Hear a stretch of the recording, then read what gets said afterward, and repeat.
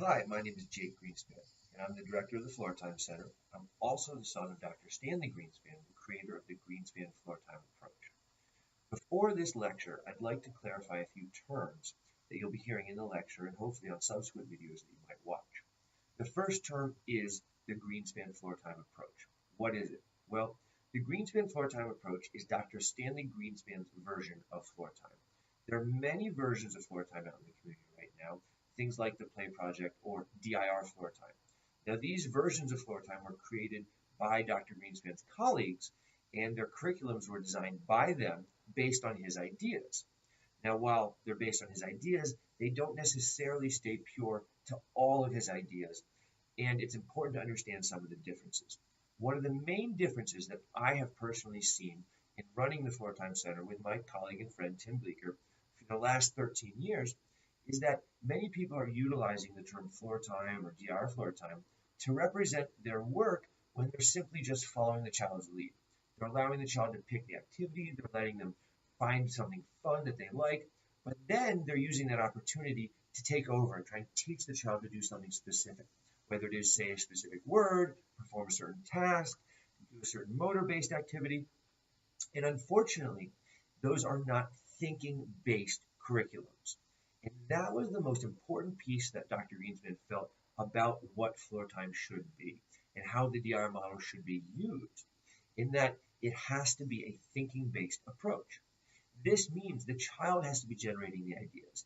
They have to be figuring out what to do, how to move their body, what to say, how to respond to the environment and the people in it.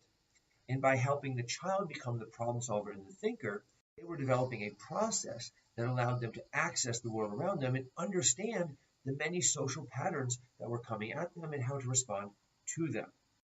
So if a child is not doing the thinking, if it is not a thinking-based approach, it is not floor time. It is certainly not Greenspan floor time, but it really shouldn't be called any version of floor time. Another term that's important to understand is the learning tree. The learning tree was Dr. Greenspan's final version of his DIR model. Now, the DIR model stood for developmental, individual differences, relationship-based model. Now, this model was how he evaluated children and looked at their social emotional abilities while understanding their sensory processing and the relationships in their lives. The tree metaphor takes it a step further. We're helping envision how a child is truly growing from the ground up. And then it's these roots that give us our regulatory abilities and stability, and the trunk of the tree, which is our social emotional thinking capacities, and then the outcomes. And how all of this develops is through the relationships around it. So in this lecture, you're going to see how the tree develops and how all the system works together in order to understand what a child's program should look like and what their strengths and weaknesses are. I hope this lecture helps you understand the Greenspan floor time approach and the learning tree model. And if you're interested in more information, please visit stanleygreenspan.com for additional training, free lectures, purchasing something like the Floortime manual, or if you'd like services, please visit thefloortimecenter.com. Thank you.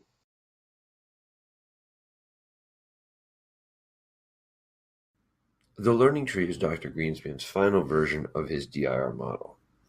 He believed that it was a lot easier to think of a child's developmental profile like that of a tree, which grows from the ground up and has roots, a trunk, and branches and leaves.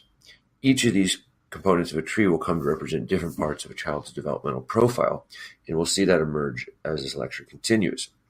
The blue box you see in front of you refers to something that many of you may be familiar with already, and it's a term that we'll be using called regulation.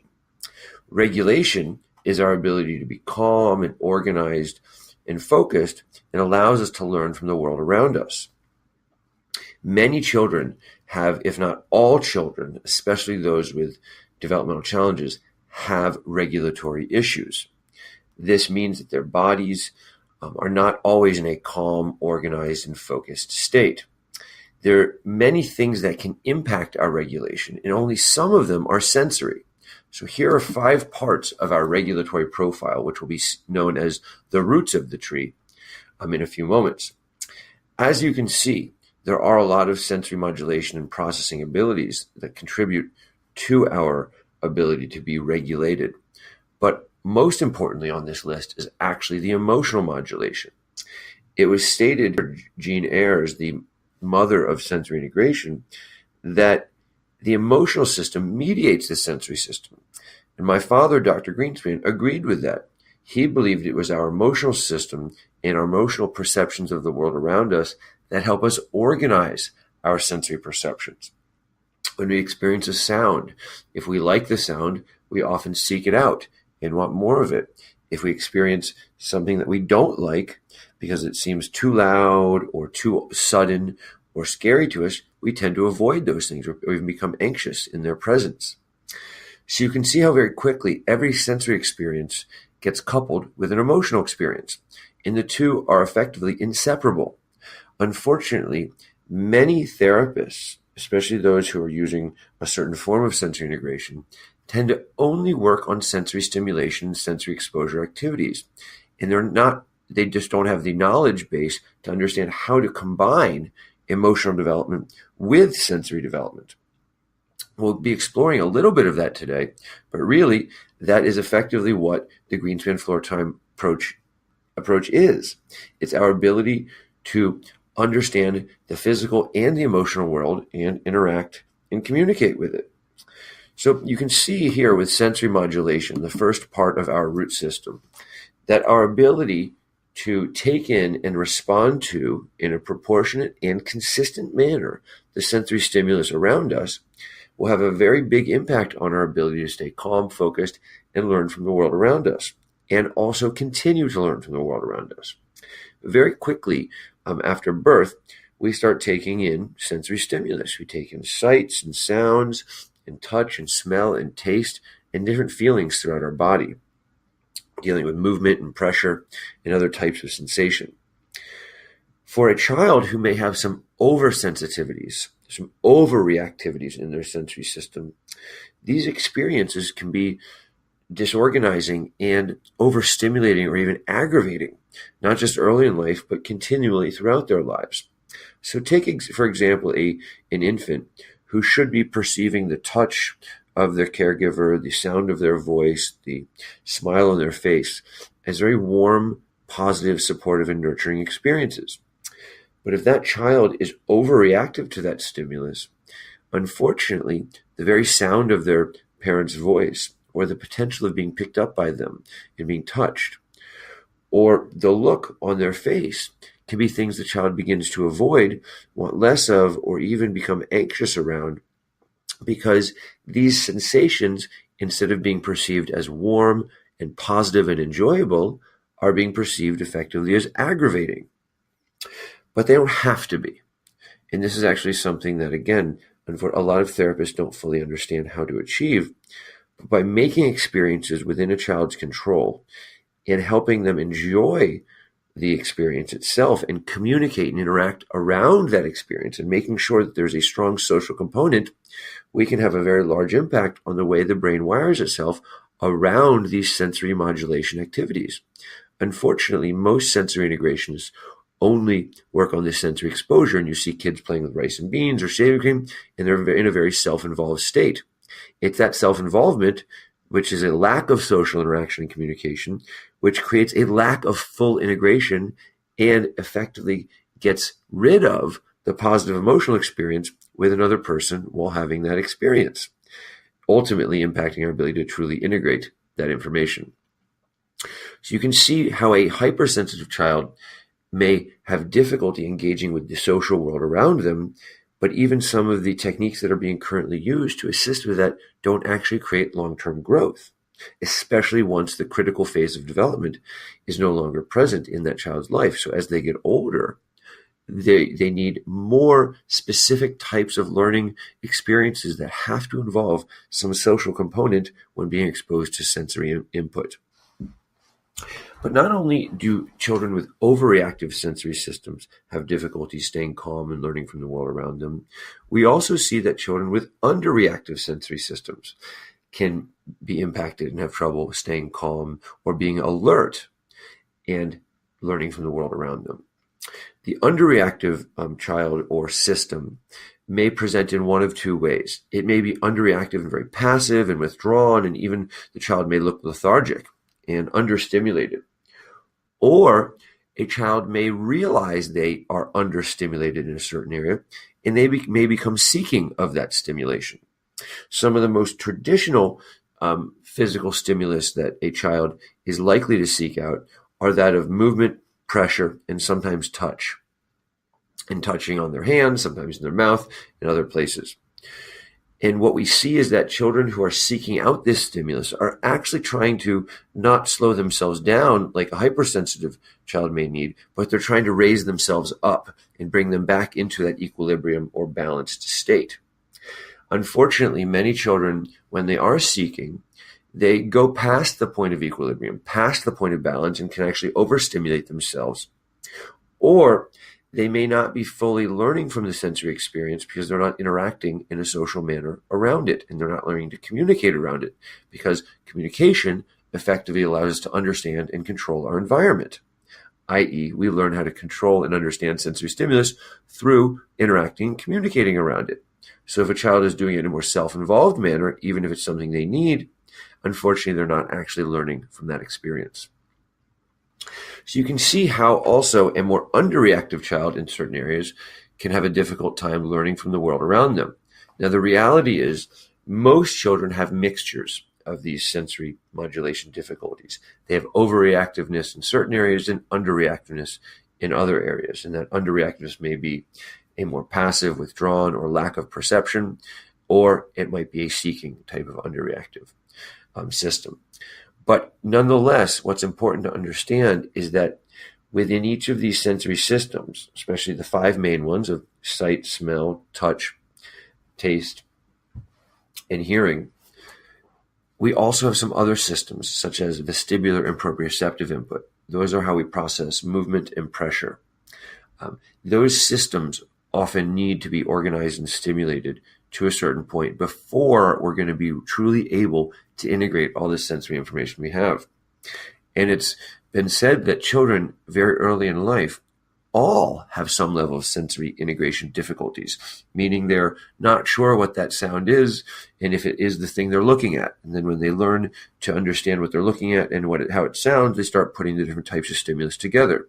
But again, children have to have experiences and learn about those experiences in order to connect some of those sensory dots, if you will.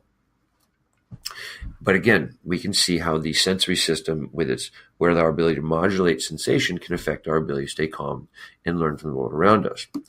The second part of our roots is motor planning and sequencing. This is our ability to have an idea, come up with a plan to achieve that idea, and then execute that plan. So if a child wants a toy, they see the toy they want. That's their idea. I want that toy. They come up with a plan to crawl across the room and use their arm to reach and grab the toy, and then they actually perform that plan. But children with motor challenges and delays, unfortunately, are not often given the opportunities to truly do all 3 of those things. Oftentimes, I do see children who have ideas. They want to run, or they want to climb, or they want to jump, but they're having difficulty doing it. And they're very interested in the world around them, but by thinking that the world around them is too difficult to access, might be too difficult to perform that task they're interested in, they oftentimes look passive, withdrawn, and effectively have given up. Or they might get very frustrated and cry and scream until someone hands them the toy. Well, both of those situations will not lead to a child learning to do these things on their own, but neither will some of the standards in therapeutic practice. One of the standards of practice is to teach the child how to move their body, take their body, or show them what to do with their body by doing discrete modeling. But the second we show the child what to do and try and teach them discreetly what to do, we're doing the planning for them. So if we show a child how to go up a ladder or how to go upstairs, it's great because they learn how to do that. But we've actually done the hardest part for them, which is doing the planning. The execution is something that almost any child can learn with enough repetition. But it's the planning that is associated with true thinking. We know that the ability to come up with our own plan, the ability to come up with our own steps in how to perform something, is more important than just utilizing someone else's steps, because it's a harder process, but it's also a process that leads us to more adaptable and successful behavior as an adult. The better of a thinker and planner and problem solver we are, the more effective we are in most of our lives. However, the more we have to rely on someone else's solutions, someone else's steps for doing something, someone else's plan, the less independent and the less adaptable we truly are. So should we be showing children how to move their bodies, or should we be creating fun scenarios that motivate them to figure it out? Well, with Greenspan Floortime, an OT who's doing true Greenspan Floortime would be creating a scenario that motivates a child to try something new and to do something new with their body and figure out their own plan versus trying to teach them how to do it nonetheless in a fun way. But you can also see very quickly how if a child is having trouble with their motor system and they're struggling with planning and figuring out what to do, that this child is not going to really be accessing the world around them. They're not going to be exploring as much. They might be experiencing more frustration for not being able to do things, and they might become more reactive and or passive. And again, a passive child or a reactive child is said to be dysregulated, and that child will not be learning from the world around them. What's also important about this, though, is many children who have planning and sequencing difficulties, it unfortunately doesn't stop with the motor system. The motor system is where we begin to plan and sequence information as a child. But very quickly, as we get older and we start taking in new types of information through the auditory and visual systems, and we learn to socially interact with the world around us and communicate, we see that coming up with a plan is not just a physical task. It's also a social task. It also involves our auditory and visual systems. And so many of our different needs to truly learn from and interact with the world around us involve some level of planning and thinking. So if we shut down a child's ability to learn to plan on their own by teaching them everything at a young age, we're not just impacting their motor planning, we're actually impacting other levels of planning later on in life, which will impact their ability to socialize and think and learn. The third part of our root system is visual spatial processing. This is our ability not to see, but instead to understand what we see and create images and maps in our own head as to what we're actually looking at and understand the world visually from a conceptual standpoint. The analogy my father, Dr. Greenspan, used to use a lot is he would say, can you see the forest and the trees? Meaning, do you see all the details in the room, but do you also see that you are in actually a room? Or are you just simply looking at one part of the room or many different parts and not seeing how everything fits together? Again, the tree and the forest. I use the example of me getting off an airplane in another country. Well, I don't speak any foreign languages, unfortunately. And very quickly, you can see how getting off an airplane in a foreign airport without speaking the language can potentially be anxiety provoking if you don't know where to go. So unfortunately, the first time that happened to me, I was uncertain and I did get a little anxious, and I had to really navigate my way by trying to figure out the structure of an airport. And when you actually think about it, there is a pretty definitive structure and kind of concept to an airport. The space that you're in has a flow pattern. If you watch the other passengers, they might be getting off and either going towards a connecting flight or headed towards the baggage claim. Ideally, you would want to head with the people towards the baggage claim because you understand the concept of where they're going and the purpose of what they're trying to accomplish. You also might look for certain signs that are universal, such as that luggage sign, which is often on the ceiling. And if you know these concepts, if you have a bigger picture of an airport, you then feel less anxious because you understand the space you're in. You understand what you're looking at. You don't just have to memorize where everything is. Well, a child may be doing this exact same process the first day they enter into the preschool classroom. But most children with, again, some level of developmental challenges have difficulty understanding their visual world. They have difficulty processing space, especially new spaces. So what's going to happen to that child the first day of preschool? Are they going to walk in the room easily? Are they going to want to leave their mommy and daddy or caregiver because that person is their comfort, their security blanket, if you will? Well, probably not. They're going to exhibit possibly some separation anxiety or transition problems, which unfortunately are often considered behavioral issues, but in reality are part of a weakness in a visual spatial processing ability combined with an emotional reaction, because now we're scared, anxious, frustrated, etc. So again, you can see very clearly how the sensory processing systems connect with the emotional processing. So we need to be able to learn from the world around us visually if we're going to be able to truly progress throughout our lives. And we have to be calm while doing it, because an anxious child in a new classroom with new people, with new toys and a new teacher is not going to be learning very well. And the anxiety is being driven by potentially a weakness in their visual spatial processing. And the behavior problems are being driven by a weakness in that system. So again, you can see how this will affect our regulation. Auditory processing, which is the fourth root of our tree, is our ability to understand what we hear, not the ability to hear itself. So again, understanding what we hear is a very active process. This requires us paying attention, and actually more than just paying attention, being engaged. We all have had the experience where someone we know, we've told them to do something and they're engaged with another activity. They're on their phone, they're watching TV, they're on the computer, and they repeat the words right back to you. But 1 second later, it's not like the person has forgotten what to do. It's that they never actually processed it to begin with. You actually have to think about what you're hearing in order to fully understand it. If someone's giving you instructions, you have to think about what those instructions mean, sometimes even creating this little spatial image of the required event. So if someone says, turn off the oven in 10 minutes, we actually have to make sense of those words and sounds and syllables to truly process what they mean.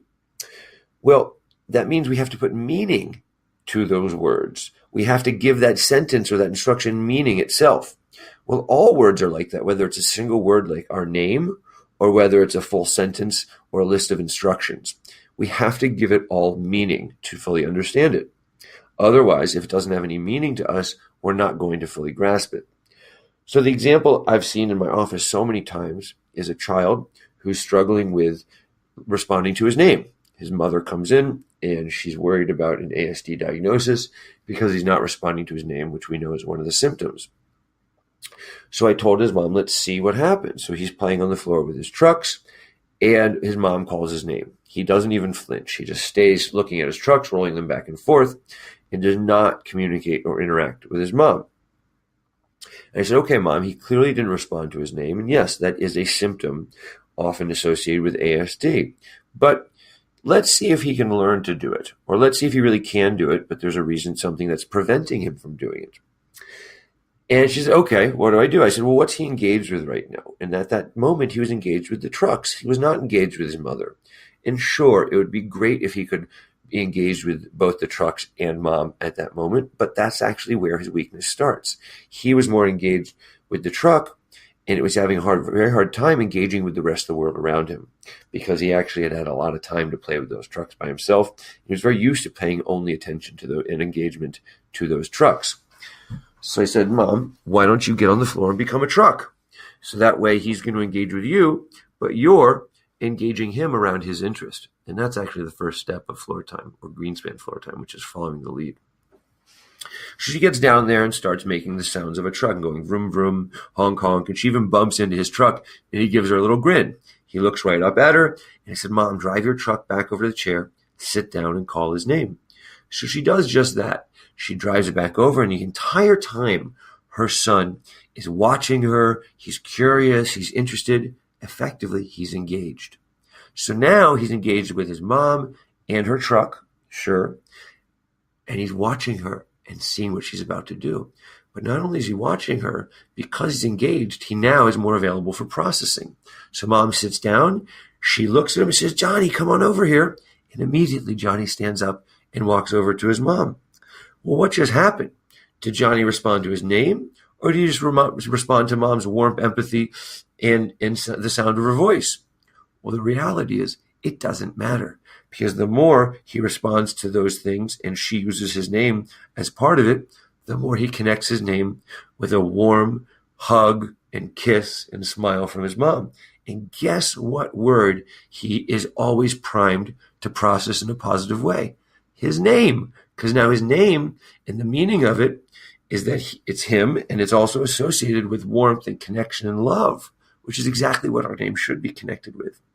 Unfortunately, what was happening is Johnny wasn't responding to his name, and instead of connecting it with positivity, Mom's voice and Dad's voice is becoming more stressed and loud, and he was becoming less apt to process it. It was a less positive experience.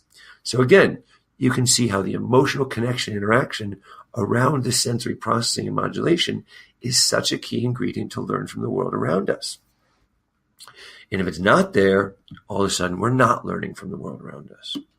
So emotional modulation, the final root in our system, is our ability to take in and respond to, in a proportionate and consistent manner, negative and positive emotions. Many children are hypersensitive to negative emotions and underreactive to positive emotions. Now, that's not universal, but it is one profile we've seen a lot of.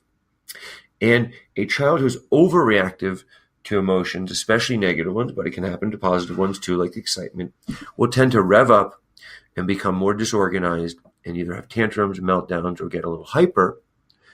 And or if they're underreactive, then they might be less responsive, more passive, withdrawn, or even just like with the sensory system, they can be emotionally seeking. And we see children do this all the time, where they're seeking out emotional feedback from those around them by doing things like pushing buttons, testing limits, or even trying to get our attention in inappropriate ways. A lot of people call that attention seeking. I think that that is not fair, because no child actually just wants attention, because when you give them simple, basic attention, it's not enough. They want emotion. They want emotional feedback. So if we give them more positive emotional feedback without them seeking it, we can actually decrease some of that seeking behavior. But let's see how all these pieces fit together. We see here that the scale or balance has emerged. And now, with our regulation in sensory processing, a child's profile can be balanced very much like this, or it can be out of balance and what we call dysregulated. And for a 1-year-old who's dysregulated and out of balance, we need to calm them down. We need to give them appropriate stimulation.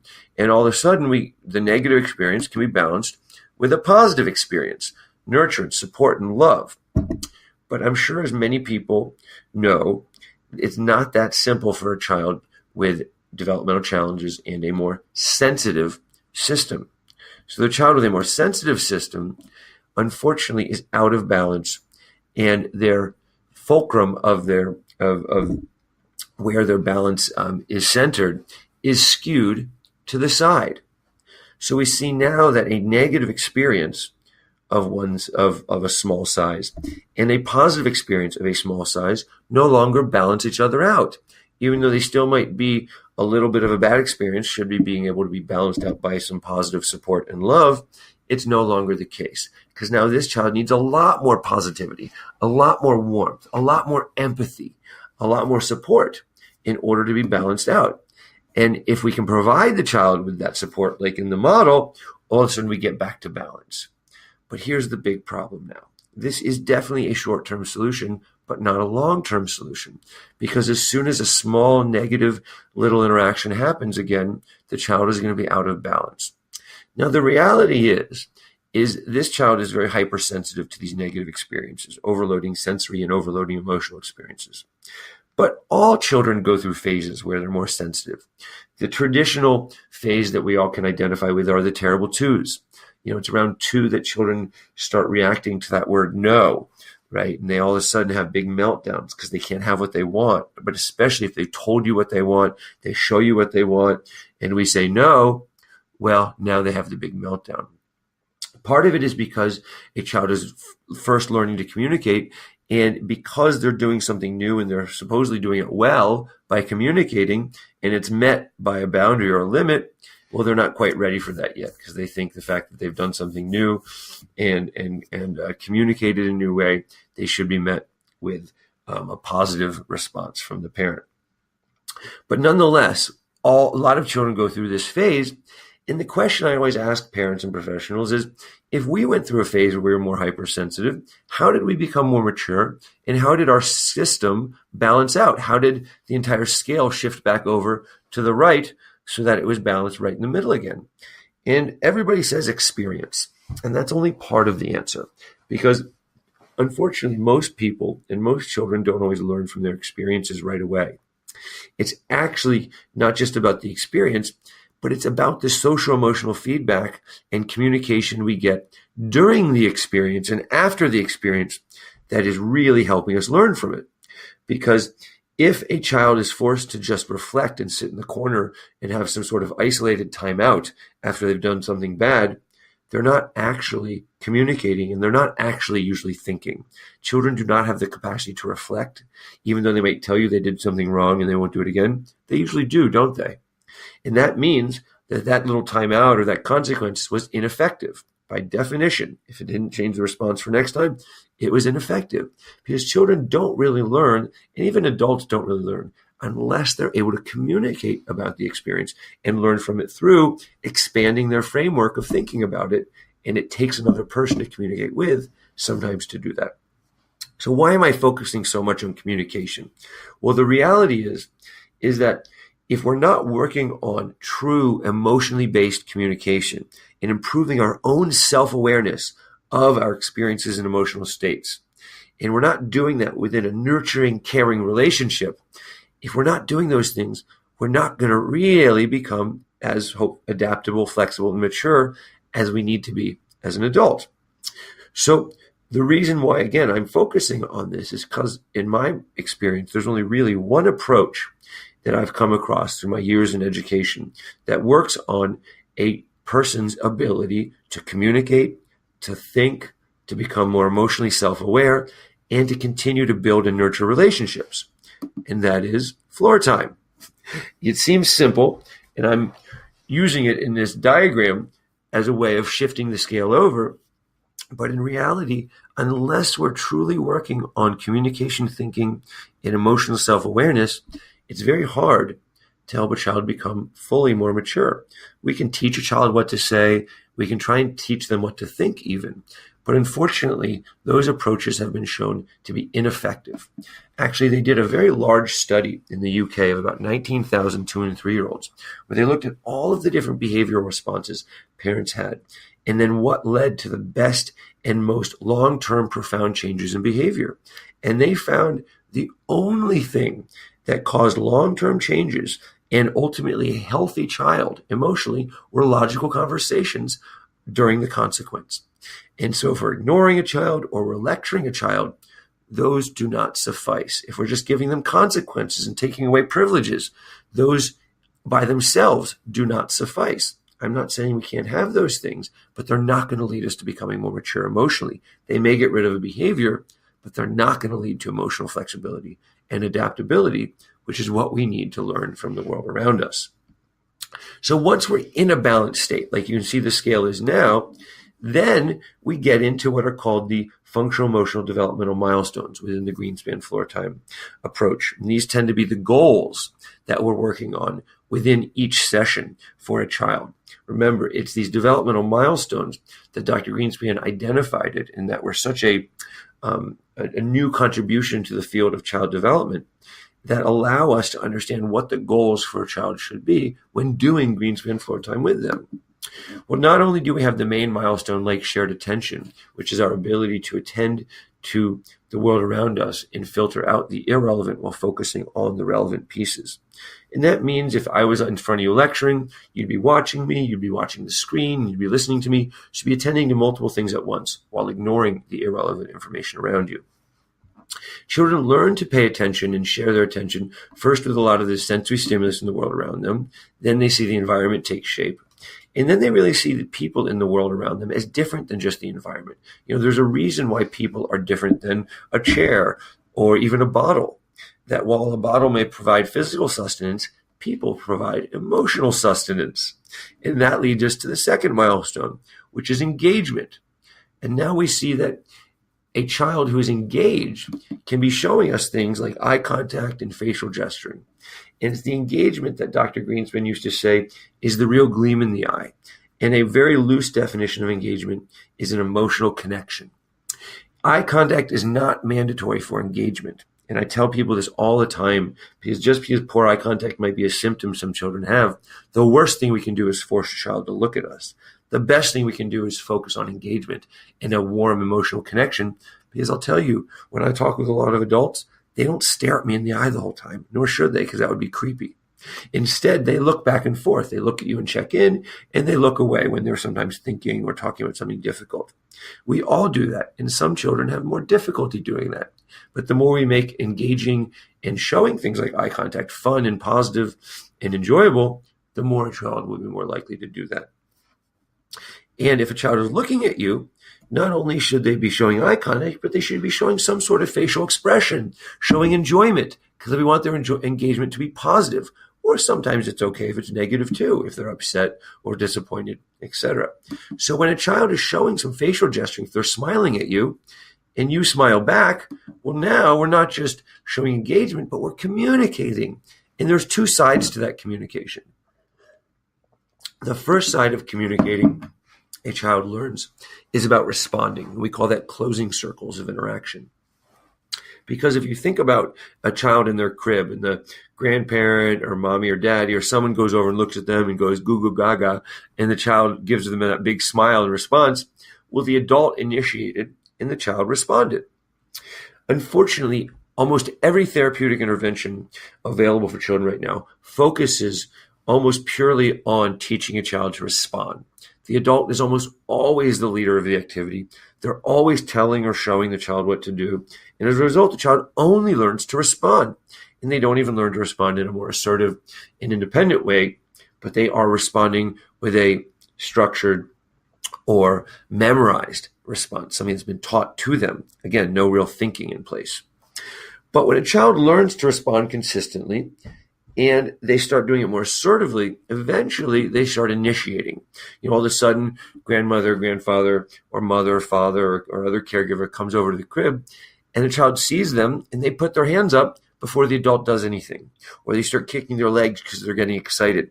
And then the adult responds to them. And now we see that a child initiating by doing something purposeful with their body in the direction of another person is communicating and opening circles of communication. But if a child puts their hands up, it's not just basic communication like a smile. It's actually trying to solve a problem. It's because they want to be picked up. And now we see that initiating with our more gross motor system, like putting our hands up, pulling and grabbing and pushing and pointing, are forms of social problem solving.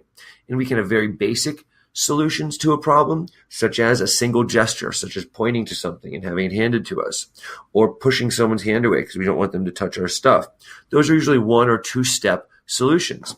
But eventually, as children progress, they need to develop more complex patterns of social problem solving, meaning not just 5 to 10 steps, but 15, 20 to 30 back and forth circles of interaction to maintain some sort of exchange of problem solving or playing a game or some emotional interaction. And what we now know from neurological evidence and a number of different studies done on language acquisition is that a necessary precursor to language is our ability to physically communicate with our bodies. So learning to push and pull and point and grab and smile and nod and shake and all of those different gestures and even coming up with some of our own is not just a temporal precursor. It doesn't just happen before we talk. It is a necessary neurological precursor to language. It helps wire our brain to get ready for higher levels of communication. Pointing, pushing, grabbing, and pulling and smiling are all communicative abilities. So if we can't do those things within these larger patterns of interaction, we find that children are struggling with developing that verbal communication because they don't have the foundational communication skills to develop language. And they end up memorizing a lot of language and never really using it for problem solving and longer communicative patterns. Again, because their understanding of communicative patterns that should have developed in a nonverbal and physical way first didn't take place. And it's actually, as you see here, the continuous flow of interaction, the 20 to 30 to 40 steps of back and forth exchanges that many children need to develop, that is so frequently missing from children with communication, developmental, and behavioral and learning challenges. Kids with ADHD and other attentional and learning challenges often struggle with this very same capacity. And it was something Dr. Greenspan identified in one of his outcome studies, that all children with ASD struggle with the continuous flow of interaction, and it's the most frequently missing developmental milestone. But if we can develop it, which we've been successfully working with on children for many years at the Floortime Center, we can help a child move into the fifth milestone, which is the symbolic and meaningful use of ideas and words. It is our ability to generate ideas and use them as symbols, expressively with our words, with our pictures, with other forms that allows us to communicate at higher levels. So the word apple is somewhat irrelevant unless it's meaningful. It's meaningful to us and we connect it with the real symbol of an apple, that an apple is sometimes red or green and juicy and delicious and crunchy and satisfies our hunger. That is my meaning of an apple. And now when I hear the word apple or see the word apple or want to say the word apple, I'm doing it with a purpose. It's not just because I'm looking at a picture of an apple. That's not how you and I learn to communicate, nor is it how a child with a communication deficit should learn how to do it. While it may help them say the word, it does not help them connect meaning to it. And again, we should not be doing two different things at two different times that are essentially meant to be done together. So children, when they start communicating verbally, first they start expressing needs, then they create ideas, and ultimately they express opinions. It's these opinions that allow us to communicate at higher levels, because it's not just that I'm memorizing facts and labels such as door, blue, floor, apple. Those words are great if I can say them, but it's when I can say, I like apples, or I want to go outside, that all of a sudden the language has meaning and intent behind it. And it has a causal connection with the world around us, which is what you'll be told by speech therapists is the purpose of language, having an impact on the world around us. So if we can express opinions, and now we're expressing ourselves at higher levels. Now we're actually getting into logic, because if I like apples and I want to eat one now, or I want to go outside, why? Because I like playing with my friends. Now I'm not just expressing opinions, I'm thinking logically. I'm connecting two ideas. I'm answering who, what, where questions, and eventually why, and even how.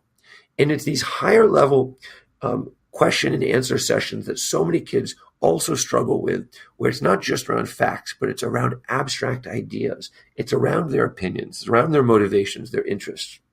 And unfortunately, so much of our academic system has moved away from children conceptualizing information and just focusing on memorizing it and coming up with factual responses, when in reality, in order to be a good thinker, we have to be an abstract and analytical thinker, as well as be good at understanding and absorbing facts.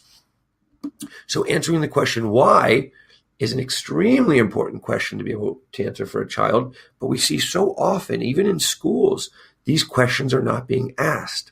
We have to ask them not just around academics, but also personal experiences. And now, if we see a child can communicate within all 6 of these milestones, which usually develops by age 3.5 and 4, we see what some of the potential outcomes can be. So let's take a look at the tree. Now we see the roots emerging, which give us our stability and our tolerance of stress and challenge. We have these 6 milestones, which are the trunk of the tree. And we have our outcomes, which are academic skills like reading, oral and written expression, math, and organizational skills, as well as, and most importantly, higher level great kid capacities, which are our social emotional abilities at higher levels. Things like empathy, emotional range, integrity, discipline, self-esteem, curiosity, things we want all children to possess, but are not things that we're just given by nature. We have to develop these things. We have to learn these things from the world around us. And it's by experiencing the world around us and having feedback from the people we are close to that we then learn about things like empathy. But what happens if when we're frustrated or when we're angry, people ignore us because that's what they're told to do? Do you think we're going to develop empathy around negative emotions? If no one shows us empathy when we're frustrated, well, why would we show it to someone else? We never learned that that was the right thing to do. We never enjoyed the fact that someone was doing that for us. So you can see very quickly how actually many of the behavioral practices out in the world these days, which are meant to decrease behavior, but not meant to improve emotional development, are impacting our children negatively.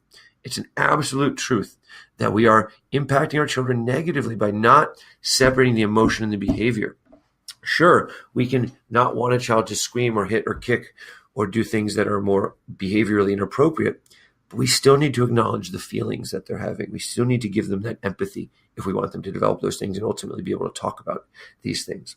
But before I get off into a side subject of some of the challenges with behavior and the lack of emotional development, there's two more things to talk about with this model.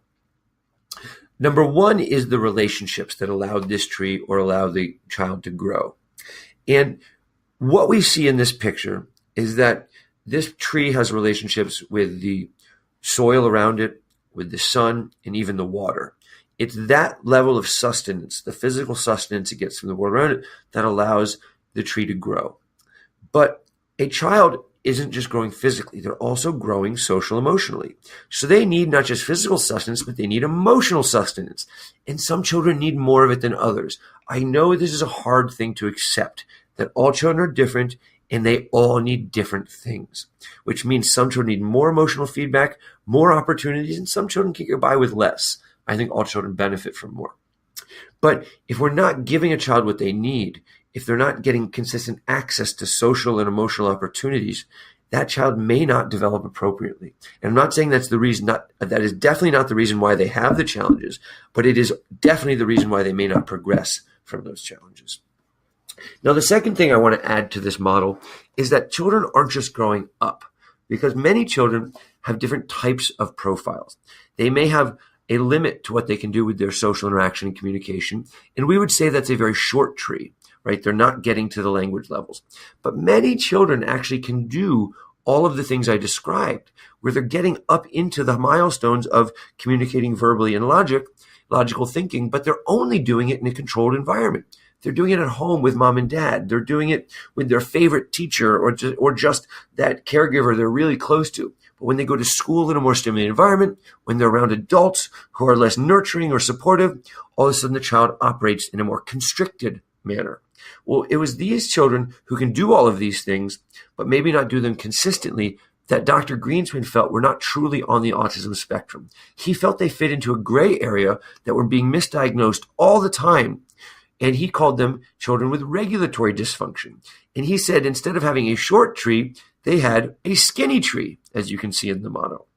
And the goals for that child are the same, but they're also different. Instead of establishing capacities, these children, we need to broaden their capacities. We need to increase the emotional range so their tree becomes thicker, so their roots become deeper, so they can tolerate more of the stress and challenge in the world around them. But not only do these children need a thicker, more robust, emotionally able tree, but they also need a flexible tree. As you can see now, the tree is swaying back and forth because when that stress comes, when the challenge comes, when the wind comes, it doesn't knock the tree over because it's also flexible as well as emotionally robust. Now, this is the learning tree. This is how we define what goals we're going to work on with the child. And this is also how at times we're going to determine which techniques may be best for a child and what level of support in their program they need. So this is often where we begin the process in doing Greenspan Floortime, but you don't have to be an expert in the tree to do Greenspan Floortime. And that's something, unfortunately, that not everybody realizes. You can start right away doing Greenspan Floortime and by following the child's lead, challenging and expanding around their interests. And in future lectures, we'll get more into what exactly that means.